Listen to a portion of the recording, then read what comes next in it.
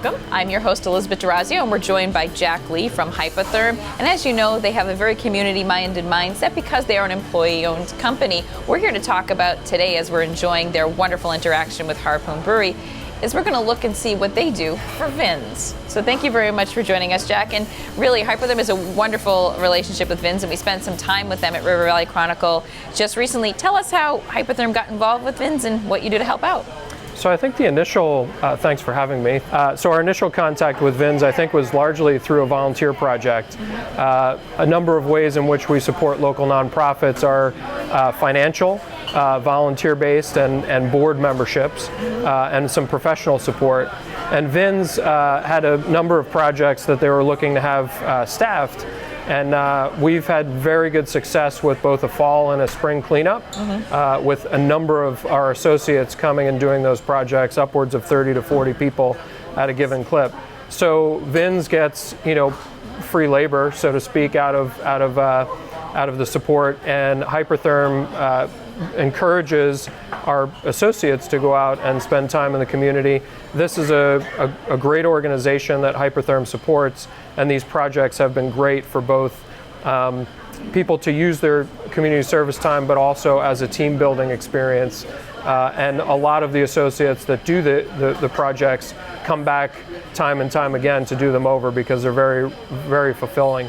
The other aspect of our partnership with VINs is the funding aspect. Right. And we do fund VINs for some of their, primarily the school programs that they do.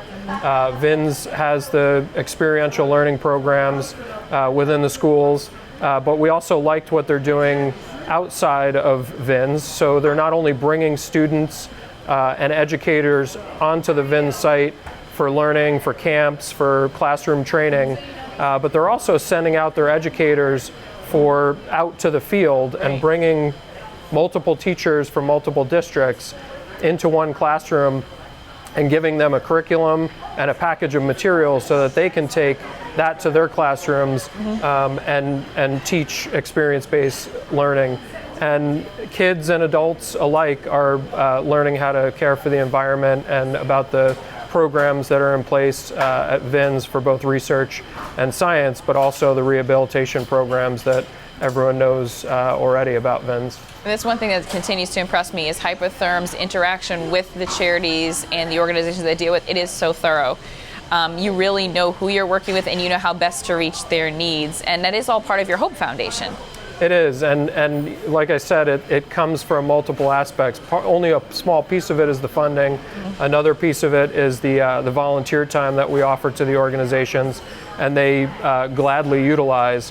The other piece is professional support that we provide to nonprofits as well.